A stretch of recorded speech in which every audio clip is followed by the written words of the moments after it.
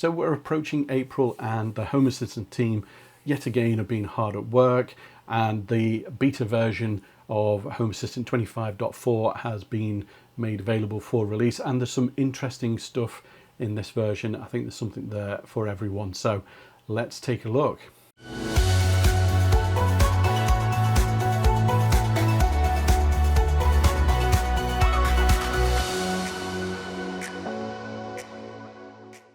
Hey everyone, and welcome to a new video on Bite of Geek. Yes, as I say, the beta version of Home Assistant 25.4 has been officially released, and some interesting stuff there. You know, it's not a bumper packed release by the looks of things, but I think there's there's something here for everyone. I think there's a couple of bits here that people will appreciate. So first of all, we'll go through some of the new functionality, look at some of the new integrations that are currently lined up, and look at some of those breaking changes as well. As with all these things, it is a beta version. Some functionality may creep in before final release. Some functionality may not make the cut. So just be aware of that. However, given where we are, this is probably good candidate stuff for going in the release. So the first item that the team have introduced for this release is the way in which variables are being used within scripts and automations, etc. Anybody who's got a software development background will appreciate this one, and that is the fact that variables are effectively now going to be global within your scripts and automations. And you can just use them, in line with everything that you're writing. So, this is a massive change to things, but the team believes this has probably got a limited impact. So obviously, they are asking those that are running the beta version for as much feedback on this one as possible. I think for a lot of people, this will make things a bit cleaner in what they're writing. But I'd love to know your thoughts about this one down below in the comments. It's not something that I've come across as being a problem, but everybody writes, the YAML and the templates all different. So if you think this is going to be an issue in the way that you're working, let me know down below in the comments. Okay, so next up is a new areas dashboard, and again, probably something which is geared towards supporting the new users to Home Assistant. So this one, like the new layout dashboard that they introduced not so long ago, is marked as experimental. But basically, you go into your dashboards, you say create a new dashboard, and you choose the areas one. Now you are going to need your areas all kind of like set up beforehand to get the best out of this. But it will put all your devices into the appropriate areas, the sections on the dashboard, and you will get the tabs created as well. So really cool, really simple way to get people up and running with probably the standard kind of thing that most people are looking to introduce in early stages in their Home Assistant setup. In the way that they configure dashboards. I know I have dashboards that are very kind of like similar to this, and to have had something like this at that point in time would have saved a lot of effort, at the get-go. Okay, so next up, and I did say at the outset, probably something for everybody. I think most people will appreciate this one. It's a new card that has been introduced, and I'm sure a number of people will already have something like this via a third party anyway, but it is a new clock card, and nice and clean. Nice configuration options on it. You kind of like your time settings and AM, PM, and whether you want to see seconds and stuff like that. So, nice looking card, simple, easy enough to have a small, medium, large type of thing, and have it where you need it on your dashboard. So I think that's pretty welcome to have on the new collection of cards. Okay, so next up, and one for people who are thinking about setting up voice on Home Assistant. I think if you've already gone through this, it's probably something you're beyond now. But it is improvements to the voice wizard. So really kind of helping you understand what you're wanting from the setup, and to guide you into the best possible solution to achieve that. So all these kinds of things, they are all welcome for new users to Home Assistant.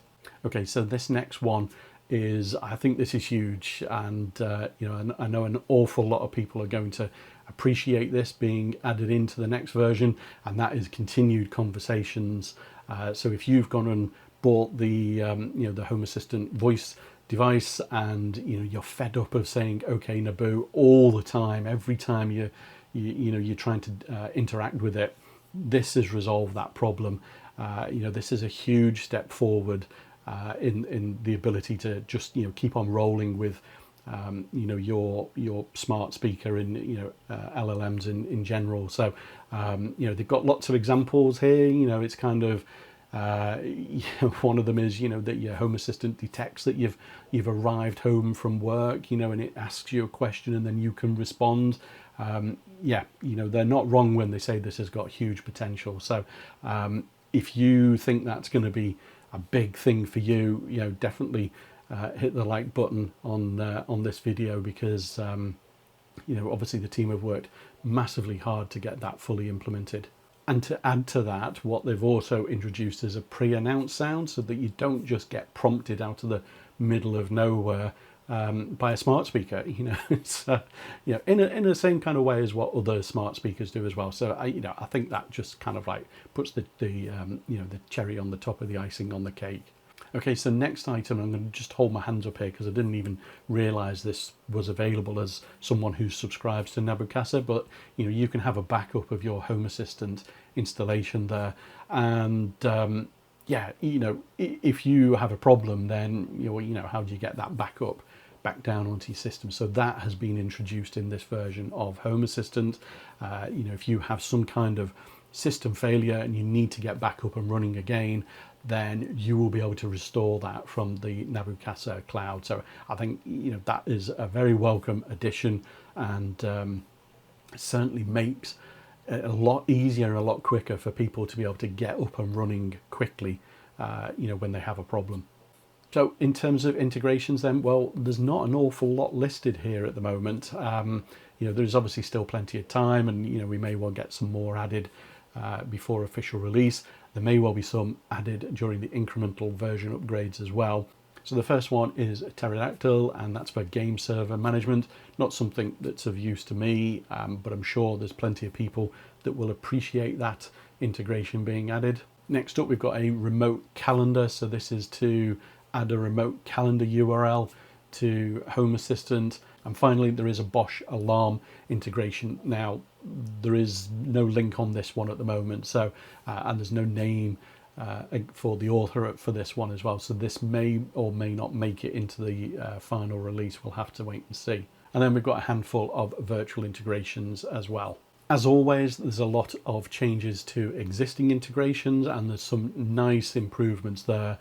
Lots of work being done on the SmartThings integration that was completely rewritten and introduced in the 2025.3 version of Home Assistant. So, nice to see that that's getting some love in this version as well. Again, kind of like OneDrive is being improved there as well. Just looking down the list, Rio links on there with some improvements as well. Roborock, plenty of things there to please everyone, I would say. So in terms of other changes within this version, there's a number of items here, but just pulling out a couple of interesting ones. You've now got sensors on your backup, so you can find out when your last backup ran. If you want to put monitoring around that, you've got that kind of ability now as well. For those of you that use HomeKit, then there's the ability to turn on and off TVs in that now. And we've also got, for the UI side of things, we've also got hold and double tap actions on cards as well. So I know people that have got, kind of like their touch panels on their walls, that will very much be appreciated. So for those of you that work with templates a lot in your kind of like automations and scripts, etc., there's a whole bunch of changes here. So there's a lot of new functions that have been introduced, and the light and the switch have been migrated over to the new YAML style as well. So again, welcome improvements for those that spend most of their life templating away. In terms of energy management, and this is clearly something off the back of user feedback, there's been an introduction of a hierarchy now, so you can have a parent-child relationship. Obviously, an awful lot of people have been asking about that, and that being added at some point, and that's what's going to be hopefully coming in the next release. So in terms of breaking changes then, well, there's currently only 4 things that are listed. So as I mentioned at the beginning of the video, there is this change with regards to variables, which may well cause a problem somewhere within your automation. So obviously that is being listed there. There is a change with Philips Hue. So, there's a non-value is now being represented as off for effects. So, if you were writing automations based upon the non-value, you're going to have to change that to now look for the off value. So there is a change to persistent notifications, in which there's a couple of values which are no longer being created. So if you're using those, you're going to need to change what you're looking for there. And the last one is Reolink. So passwords are now limited to 31 characters. So you may get asked to re-authenticate if you've got passwords longer than that, because the API won't be able to handle that length anymore. So there you go. That is what we are expecting to see in Home Assistant 2025.4. Let me know down below in the comments, what are you most excited to get your hands on when that release comes out? I think there's at least something there for everyone, but maybe I'm wrong. Let me know in the comments. I will put a link in the description to the beta notes on this. So, if you want to read through this in a little bit more detail, you can do. But if you've enjoyed this video, then don't forget to hit the like button and subscribe to the channel. But as always, thanks for watching, and I will see you in the next video. Bye for now.